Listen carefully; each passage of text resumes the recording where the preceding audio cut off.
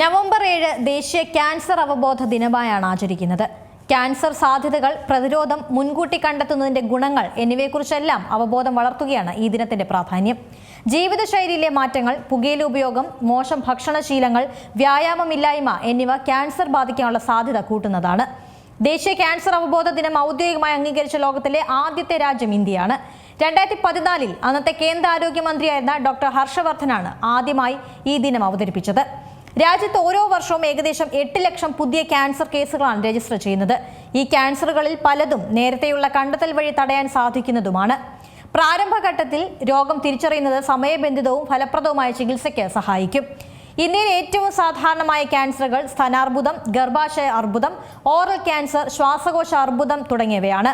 സ്തനാർബുദത്തിന്റെ ലക്ഷണങ്ങൾ പരിശോധിച്ചാൽ സ്തനത്തിലോ കക്ഷത്തിലോ മുഴ കാണപ്പെടുന്നതോ, സ്തനങ്ങളുടെ വലിപ്പത്തിലോ ആകൃതിയിലോ ചർമ്മത്തിലോ ഉള്ള മാറ്റങ്ങളോ, മുലക്കണ്ണിൽ നിന്നും വരുന്ന ഡിസ്ചാർജോ അർബുദത്തിന്റെ ലക്ഷണമായി കരുതണം.